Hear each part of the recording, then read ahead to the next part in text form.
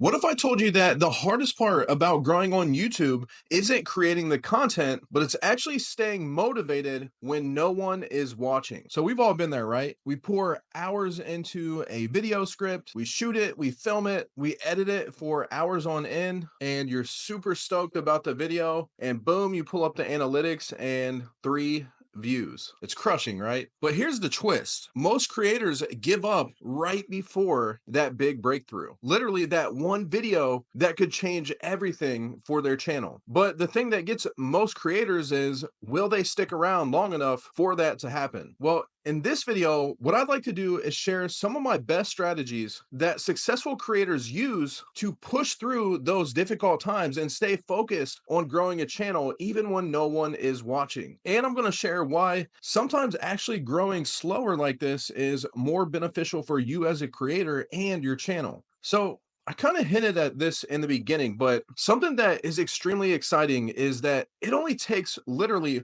one video to actually blow up your channel. Now, I'm not feeding you some BS line that you hear a lot of people talk about, just, spend hours and hours and hours creating this one amazing video and you'll blow up on YouTube, because that's not what I'm talking about. But what I am talking about is that every time you create a video for YouTube, that is an opportunity you are giving yourself for that video to be wildly successful. Now, we all know, if we've done this for a while, that the majority of your videos won't be successful. But if you view almost any channel on YouTube that has a decent amount of videos, what you will find out is that about 20% of their videos have the majority of the views on their channel, right? The classic 80-20 rule. The 20% of their content drives 80% of the performance. So when you start to approach YouTube with this mindset, you start looking at every video that you create as an at bat to blow up your channel, right? Because one really good video can start bringing in a ton of views, which leads to more of your videos getting watched, which leads to more subscribers and more engagement, and it can bring the whole channel up as it goes. And really, it just brings your entire channel up with it. So something that we have to understand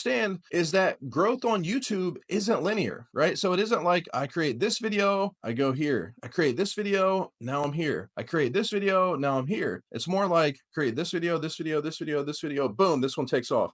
Now the next one I do, it stays around here, then boom, boom, boom, keep going, boom, it takes off, right? And now all of those videos get a raise in views, because all it takes is a single breakout video to expose your channel to a larger audience. And as you get exposed to a larger audience, YouTube then starts to understand who the people are that like your content, and it can better dial in the audience. And as you create more videos in the future, it has a better understanding of your channel, your content, and who it should promote those to, right? And if you want to see this in real life, literally look at my channel, right? Go through the videos that I posted on this channel, and you'll see that about 20% of the videos I created have 80% of the views on my channel. And almost any channel that you look at will be similar to this. So all it takes is continue testing and putting content out there until you start to get those breakthrough videos. Now, the next thing I want to share in this video kind of falls in line exactly with that. And that is approaching YouTube with the mindset that each video that I put out there is one more step towards mastering my craft, mastering my niche, being the best YouTuber that I can be, right? And with every upload, you should be improving, right? And if you're not, you're doing something wrong. If you just continue to create content in the same way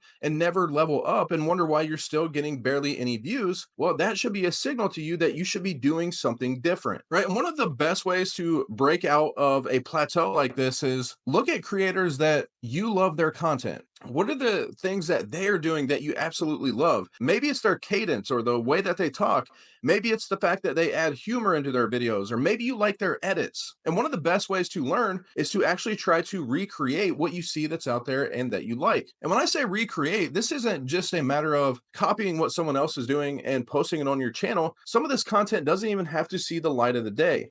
But by trying to learn what they're doing and reverse engineering what they're doing and recreating what they're doing, you learn a massive skill. You start to up level your skills because you're trying to figure out what they're doing in their videos to create them in that way that you like. And that forces you to learn new skills, right? It forces you to maybe learn a new cadence or an editing style, or, any one of the things that makes their videos great. One of the elements that I've been trying to work on for years is storytelling. Naturally, I wasn't great at telling a story, whether it was to a friend, my parents, whatever the case may be. I wasn't a great storyteller. And a lot of the people that I loved watching their content on YouTube were great at telling stories. All right. So that's been one of those things that over time I worked to slowly get better and being able to communicate effectively with people and to turn things that I love into exciting topics to teach other people how to do those things. Now, the next thing that I encourage you to do is to actually try out new formats and new topics and experiment with things. And you're going to find out a couple things as you do this. Number one, you're going to start to experiment with things and find the type of content that you love to create and the type of content that you don't like to create. And the other thing that you're going to figure out in this process as you're trying new formats and topics and things like that is you're going to find out what your audience likes as well, right? Because chances are one of those topics or one of those formats is going to progress better than the others. And then you can take that information and now formulate content on your channel based around what is working and the content that you like to create. Okay, this next one is a big one for me. Anytime that I'm feeling down about my channel, I like to find creators that are being very successful doing what I'm doing, especially if they're one of the creators that share the behind the scenes stuff, right? They share how much their channel is growing or how big of a business that they built off of the platform, or they share their income streams. I know every time that I watch those types of videos, I get excited of the potential of what I could do with my content. And the funny thing is, a lot of times when you watch these videos, you look at some of these creators and you're like, wow, I can create better videos than that, or wow, I tell better stories than that, or wow, I can do this better than that person, right?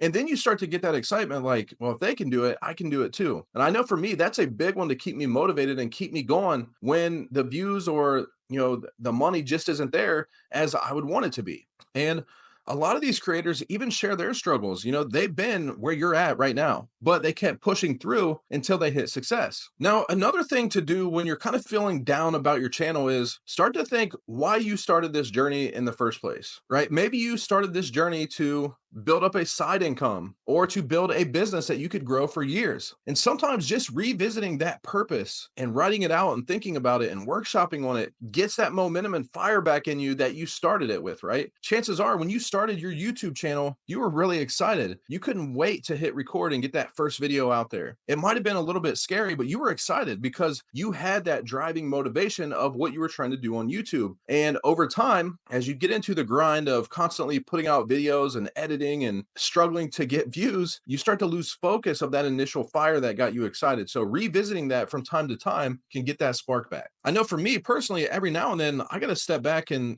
think about why I'm doing this, why I'm putting in the time to do this, right? I want to build something bigger for my family and the people that I love, right? And one of the best ways I can do that is by helping other people achieve what they're looking to do in life. And that kind of stuff gets me excited to continue creating videos like this. All right. So the next big thing is actually using the abundance of data that YouTube gives you to figure out why things aren't working. And this isn't about dwelling on what's going wrong, but it's more about figuring out why your channel is struggling, why your channel isn't getting the views you think it deserves. Well, first of all, are my videos getting impressions? Okay, so I'm getting impressions, but I'm not getting views. Well, then I probably have a thumbnail problem, right? If I'm not getting impressions, well, then either YouTube doesn't really understand what the topic of my video is and who to promote it to, or it's simply a topic that a lot of people aren't looking for content on. Well, now I can address that. If I'm getting a good click-through rate and a lot of impressions, but I'm not getting a lot of watch time, well, then my videos probably aren't as good as they should be. And as you pay attention to this data, now you can start making the small incremental changes that you need to start growing your channel, right? A lot of newer creators think that analytics is for, the big players or the people with huge audiences, right? They're the ones that have all the data to be able to make decisions off of. But the truth is, if you got videos on your channel, you have data, right? You can see your impressions, how many people clicked, how many people watched, how long they watched, what the average retention is, all this kind of stuff that you can use to get better and fix the reason that you're not getting views. Now, this next one is huge for me, and it's something that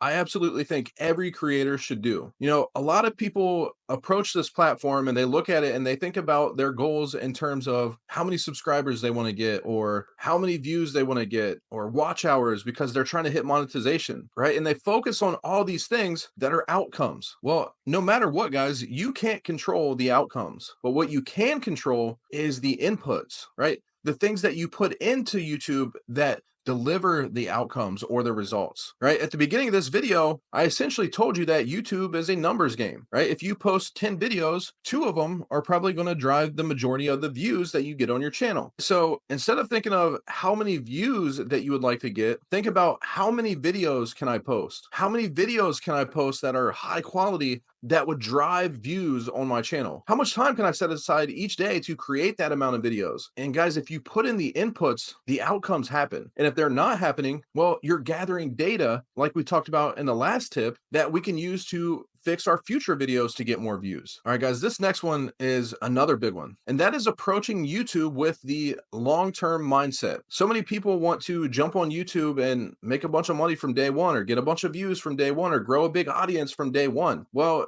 if that's your expectation out of the gates, you're going to be very disappointed. This is a platform that takes time. There's a lot to learn to be successful, to put together successful videos, and even more difficult to create a successful channel. But it's also one of the most amazing platforms because of the type of audience that you can build in the way that you can monetize that audience. When somebody watches a 10, 15, 20, 30-minute video on your channel, think of the relationship and value that you're delivering to that person and what that does when you go to sell a digital product or a course or a membership, right? That's huge. But the only way to get there is to think about the long term, because if you focus on the small, quick wins, you're going to be very disappointed in the results. So guys, I hope that you take what I've said today to heart and get that fire back to stay motivated and get after it to build a successful YouTube channel. And guys, one of the quickest ways to turn your channel around and get a lot of that data that we were talking about fast is by going on a sprint and doing daily YouTube videos. Now, if you want to learn how to do that, I'm going to link to a video here that will show you how to do this in a short sprint and actually start to grow your channel. So I'll see you in that video.